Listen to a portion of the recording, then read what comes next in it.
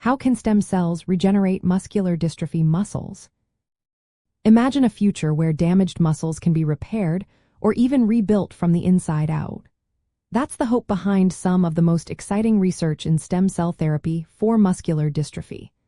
Muscular dystrophies are genetic conditions that cause muscles to weaken and waste away over time.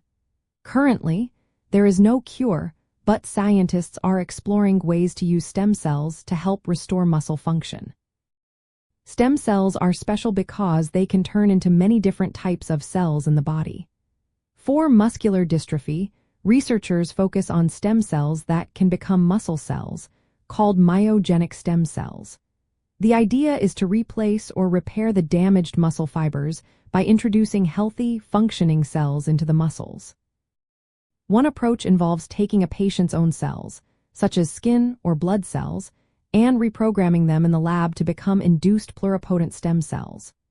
These cells can then be genetically corrected to fix the mutation causing the disease, like restoring dystrophin production in Duchenne Muscular Dystrophy. Once corrected, these stem cells are guided to become muscle progenitor cells, which can be transplanted back into the patient's muscles. If successful, these new cells can integrate with existing tissue and help rebuild muscle strength. Another strategy uses stem cells from healthy donors, known as allogeneic stem cells. These are transplanted into the patient to provide a source of healthy muscle cells. Both methods aim to deliver functional muscle tissue where it's needed most. Scientists are also investigating how to activate the body's own muscle stem cells, called satellite cells. These cells normally help repair minor muscle injuries, but in muscular dystrophy, they become overwhelmed. Some early research suggests that certain drugs might boost satellite cell activity, potentially helping muscles repair themselves more effectively. Clinical trials are ongoing, and some have shown promising results.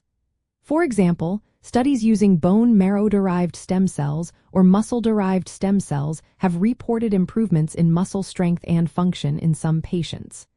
However, results are still mixed, and researchers are working hard to improve the safety and effectiveness of these therapies. It's important to remember that stem cell treatments for muscular dystrophy are still experimental. They are not yet approved for widespread use, and more research is needed to understand how well they work over the long term. Scientists are focused on refining how to grow, correct, and deliver stem cells safely, making sure they survive and function properly without causing harm. For families affected by muscular dystrophy, stem cell research offers hope for future treatments. Support from advocacy groups and ongoing research efforts are vital in pushing this field forward. But it's crucial to relying on reputable medical sources and consult healthcare professionals before considering any experimental therapies. Currently, standard care includes physical therapy, medications to manage symptoms, and supportive treatments that help improve quality of life. In essence, stem cells hold the potential to regenerate muscle tissue by replacing damaged cells or activating the body's own repair mechanisms. While this research is progressing rapidly, it remains in the experimental stage. More evidence is needed before these therapies become routine.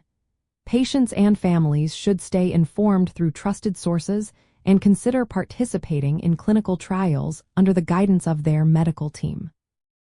The future of muscular dystrophy treatment may well involve stem cells, but for now, hope must be balanced with careful scientific progress.